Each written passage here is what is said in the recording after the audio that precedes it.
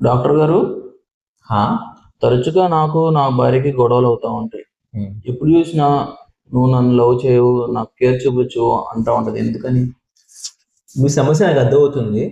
ముందు ఇది చెప్పు, నీకు ఎన్ని భాషలు వచ్చు? ఒకటే కదా, అది తెలుగు. కదా.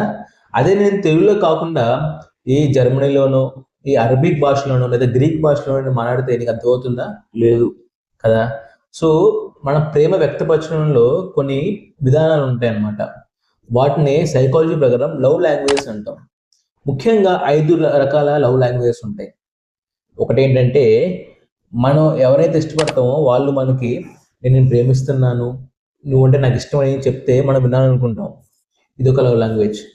రెండోది ఏంటంటే, ఇతరులు అంటే ఎవరైతే మనం ప్రేమిస్తామో వాళ్ళు మనకి కొన్ని చిన్న చిన్న పనులు చేసి పెట్టాలంటే మనకి ఇష్టం. ఉదాహరణకు మీ భార్య కోసం మీరు ఒకరోజు బ్రేక్ఫాస్ట్ చేయడం, మీ భార్య కోసం మీరు ఇల్లు పనుల్లో హెల్ప్ చేయడం అనేది వాళ్ళు చాలా ఆనందం ఇస్తాయి. కొంతమందికి క్వాలిటీ సమయం గడపడం అంటే ఇష్టం.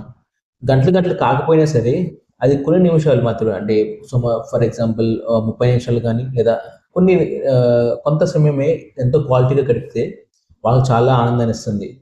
కొంతమందికి గిఫ్ట్స్ అంటే ఇష్టపడతారు. అవి పెద్ద పెద్ద గిఫ్ట్స్ కాకపోయినా సరే చిన్న చిన్న వస్తువులైనా, చిన్న చిన్న సర్ప్రైజ్‌లైనా వాళ్ళు చాలా ఇష్టపడతారు. కొంతమందికి ఫిజికల్ టచ్ అంటే ఇష్టం. అంటే హగ్ చేసుకోవడం, చేతిలో తీసుకోవడం అనేది వాళ్ళకి చాలా ఇష్టపడుతూ ఉంటారు. సో ఇలా మీరు ప్రేమించే విధానం ఒకలాగుంటే, మీ భార్య ప్రేమించే విధానం ఇంకోలాగా ఉంటుంది. ఎప్పుడైతే మీరు మీ భార్య ఇష్టపడే, మీ భార్య ప్రిఫర్ చేసే ప్రేమించే విధానం అంటే లవ్ లాంగ్వేజ్ మీరు తెలుసుకొని, దాని అనుగుణంగా మీరు ప్రవర్తిస్తూ ఉంటారో, అప్పుడు మీ మధ్య ఈ సమస్య